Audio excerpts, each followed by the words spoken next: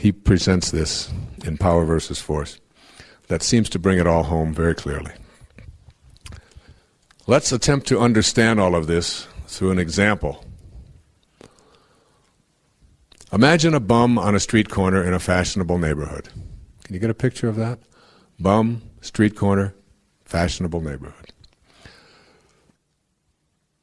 In a fashionable neighborhood in a big city stands an old man in tattered clothes, alone, leaning against the corner of an elegant brownstone.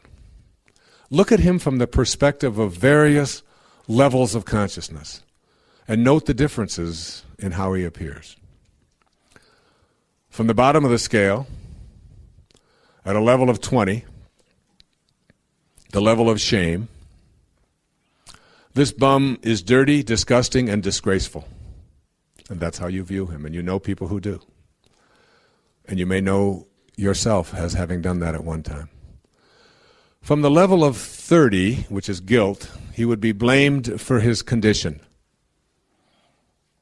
He deserves what he gets. He's probably a lazy welfare cheat. At 50, hopelessness, his plight would appear desperate, damning evidence that society can't do anything about homelessness. At 75, grief, the old man looks tragic, friendless, and forlorn.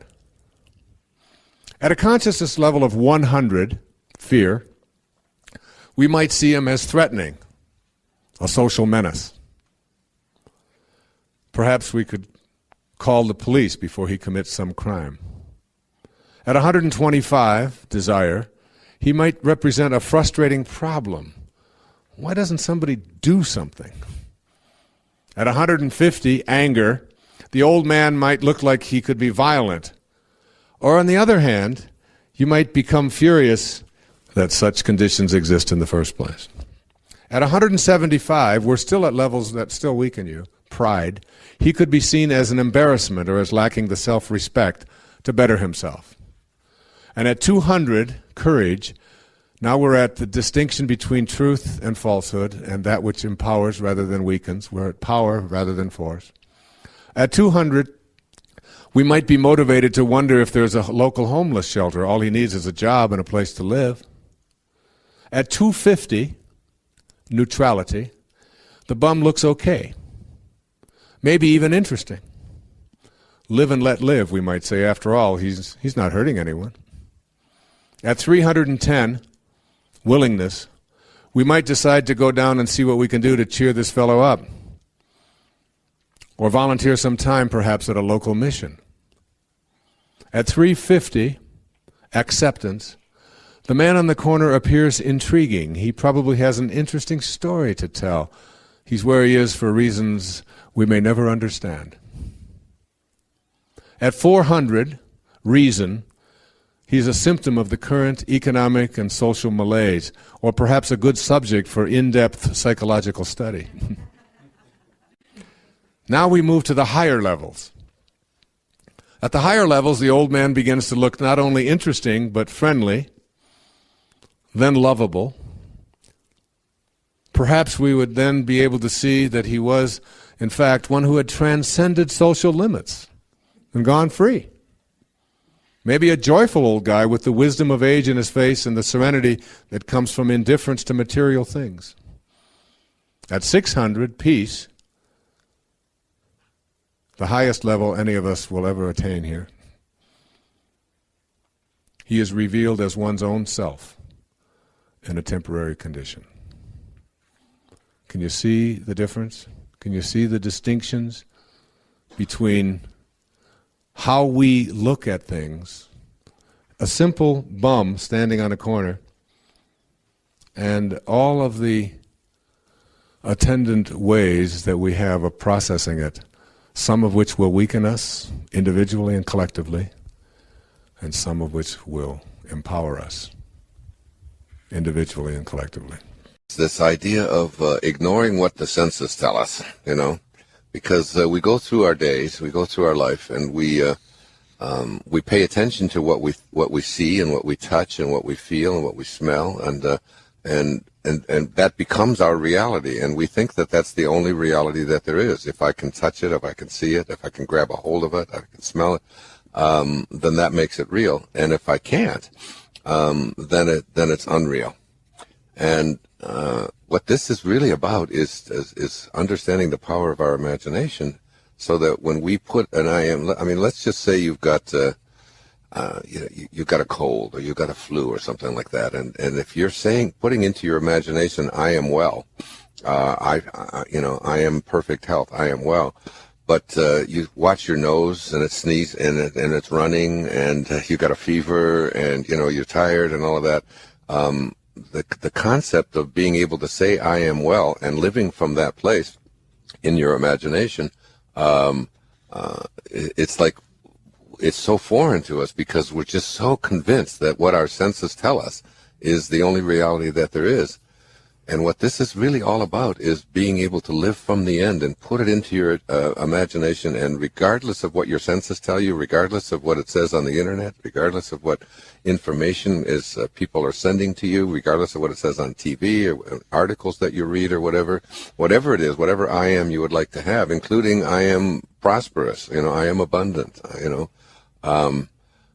and you look at your bank book and you say there's nothing in it, and and I've got bills, and how can I go around saying I am prosperous when these are all the, but it's being able to place into your imagination that I am realizing that the words I am really are the name of God, and to say I am prosperous rather than I will be, because to say I will be prosperous or I will be healthy means to say that I don't have that now, and I don't, and it's something that maybe will come in the future. And until you can assume a feeling of something in your imagination and just live with it, regardless of what all of the other physical evidence says, because basically what we learn is that the physical world is just an illusion, that it's what's in our imagination that is the real, the real truth. And that's just such a hard one for all of us, including me. It really is. Yeah, but I've been practicing it, and I've done it so many times in my life. Being able to say I always give the example of when I'm writing a book, I have the jacket of the book already made in advance, long before I ever write the first word, and I wrap it around another book, and it's right in my writing space. And every day I already say that this is already complete, because I'm looking at it. So all I have to do now is just allow it to all flow through me, and that's getting into that place of allowing and beginning to forget about, what the physical world is, what all of your past experience has told you, what your whole history has told you, letting go of all of that, and to be able to say, I am well, I am happy, I am content. In the Bible, in the book of Joel, there's a wonderful line that says, let the weak man say, I am strong. And being able to say, say it and feel it and know it, and then you begin to align with the universal force that brings it into being. So it's the power of our thoughts and the power of our imagination that I really want to have people begin to see what they can do with it. There are two kinds of attention, according to Neville: subjective attention and objective attention. Subjective attention is different from objective attention. You want to use subjective attention, not objective attention.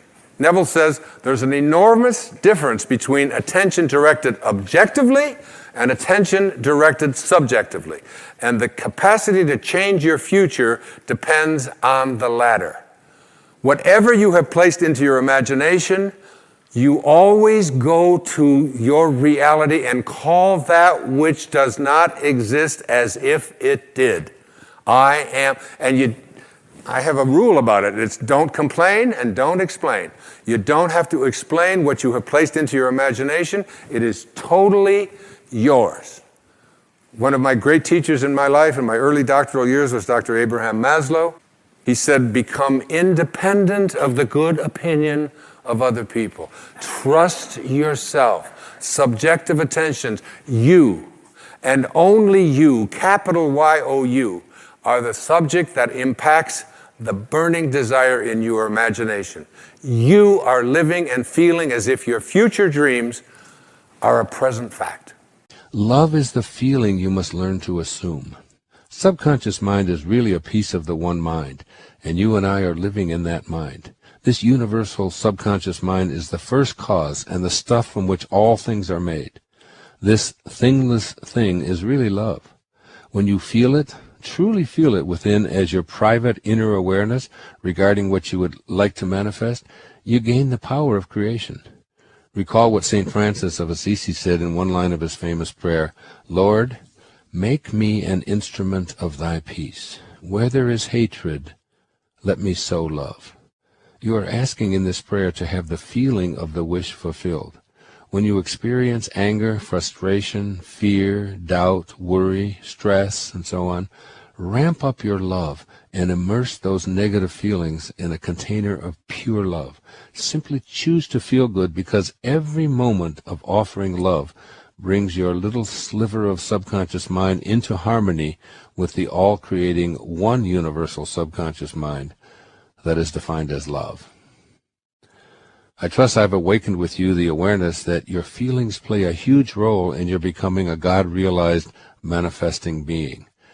Neville states this very clearly, quote, "Denying the evidence of the senses and appropriating the feeling of the wish fulfilled is the way to the realization of your desire," unquote. Apply his wisdom beginning now. It will serve you in ways that you may never have imagined in common hours. And remember that picturing the future without assuming the feeling of the wish fulfilled is nothing but futile daydreaming. Practice feeling a thought that you have inserted into your imagination. Remember that a feeling is what you feel in your body as you contemplate what it is you wish to manifest or who you would like to become. Close your eyes and experience what that feels like in your body. Work with sensations that are not only your experience of what you are imagining in your body, but are triggers that assist you in moving from a thought to a hardened physical reality. Whatever feelings you are attempting to notice in your body regarding your wishes or desire, bathe it in love, the synonym for God. Imagine what you want. Imagine and feel that love as if you were now in possession of it. Continue doing this using love until your desire actually belongs to you. During this process, remind yourself that the more love, that is, the more God you offer, the sooner desire becomes reality. Look into your mirror fearlessly, saying, "I not only love you, I am love." Acquaint yourself with the subconscious mind. Your piece of subconscious mind acts on what you program into it so that it becomes your automatic mind acting habitually. Decide on a habit that you would like to be automatic. Being generous, for example. Tell yourself, "I am a generous person." Give something away in a spirit of generosity, even if it's only a small coin or a word of encouragement. The more thoughts and actions you practice around your new I am, the more the subconscious mind will react in kind, until eventually it will act in generous ways out of a new habit that you've created. The subconscious mind responds to suggestions. You can reprogram your subconscious mind so that it goes on its accustomed role of autopilot with mental and feeling images from yourself. Talk to this automatically receptive component of yourself, telling it that you are unlimited and that you believe all things are possible. Fill it with images of you being all that you dare to become. Go to a quiet place and feel in your body what it would feel like were those thoughts in your imagination your present reality. The subconscious mind possesses the power to manifest physical reality from thoughts. Every object and circumstance in this world is representative of a mental thought. All that now exists was once imagined. Such is the power of the subconscious mind. But in order to partake of this incredible powerhouse of creation that you are, you must be able and willing to experience within yourself, in your mind, that which you wish to manifest. Thoughts become things when you feel them and are able to impress them upon the subconscious mind, which will then just take over. Here's how Neville describes this phenomenon. This substance is consciousness. It is your imagination which forms this substance into concepts, which concepts are then manifested as circumstances and physical objects. Thus, imagination made your world, unquote.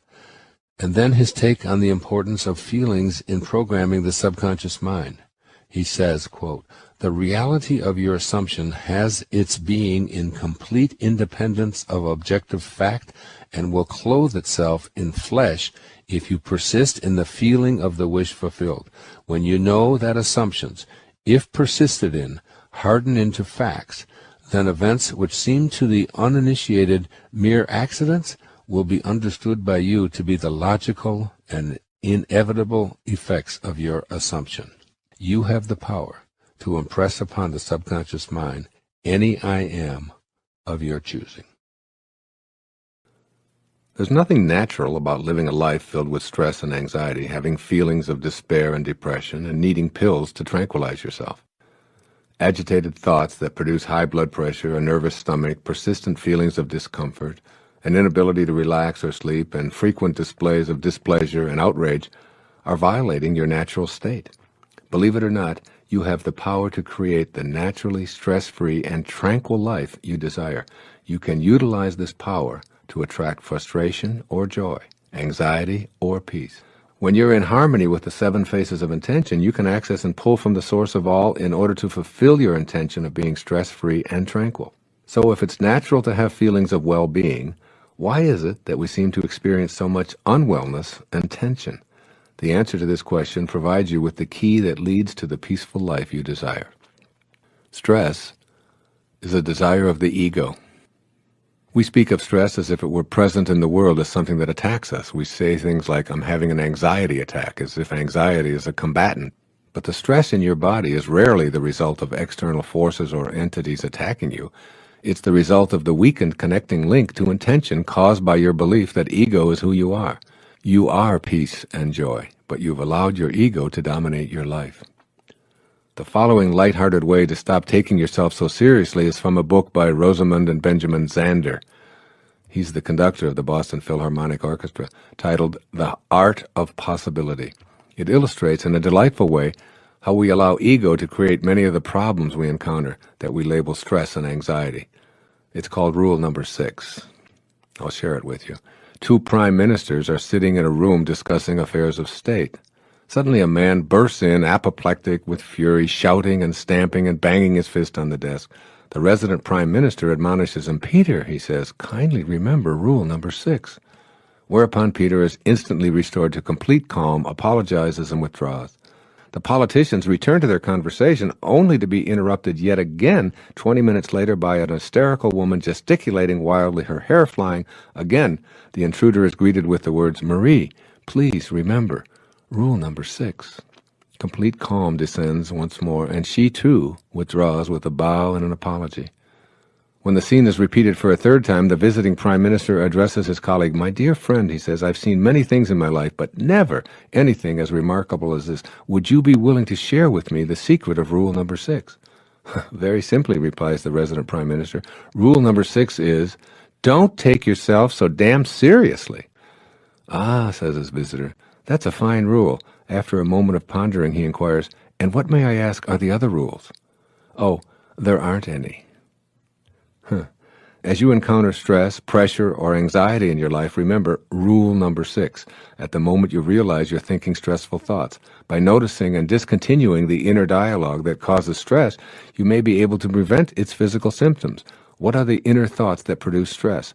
I'm more important than those around me. My expectations aren't being met. I shouldn't have to wait. I'm too important. I'm the customer here, and I demand attention.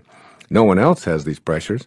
All of these above, along with a potentially endless inventory of Rule Number 6 thoughts, are from the ego's bag of tricks. You aren't your work, your accomplishments, your possessions, your home, your family, your anything. You're an aspect of the power of intention, dressed in a physical human body, intended to experience and enjoy life on earth. This is the intention that you want to bring to the presence of stress. You must become conscious of the need to activate thought responses that match your intention. These new responses will become habitual and replace your old habit of responding in stress-producing ways. When you examine segments of stress-producing incidents, you always have a choice. Do I stay with thoughts that produce stress within me, or do I work to activate thoughts that make stress impossible?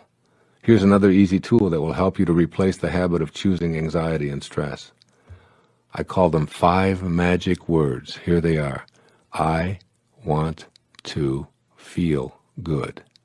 I want to feel good. Your intention here is to be tranquil and stress-free. When you feel good, you're connected to your intentions, regardless of what goes on around you or what others expect you to feel. Many events will transpire in which your conditioned response is to feel bad. Be aware of these outer incidents and say the 5 magic words. I want to feel good.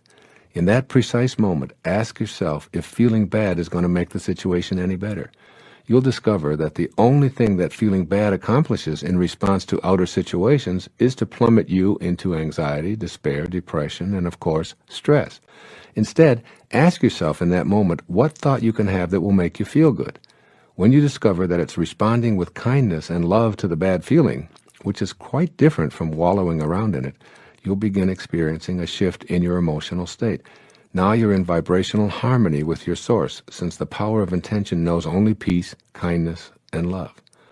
I assure you that your decision to feel good is a way of connecting to spirit. It isn't an indifferent response to events. By feeling good, you become an instrument of peace, and it's through this channel that you eradicate problems. By feeling bad, you stay in the energy field that creates resistance to positive change and experience a stressful, anxious state as a byproduct. The things you call problems will perpetually present themselves to you. They'll never go away. Resolve one, and another one will surface. You'll never get it done. I urge you to simply accept the fact that you'll never get it all done and begin to live more fully in the only moment that you have, which is now. The secret to removing the harmful effects of feeling stressed and under pressure is to be in the now. Announce out loud to yourself and all who are willing to listen to you, I'm an incomplete being. I'll always be incomplete because I can never get it done. Therefore, I choose to feel good while I'm in the moment, attracting into my life the manifestations of my desires. I am complete in my incompleteness. All resistance melts away when you can feel complete in your incompleteness.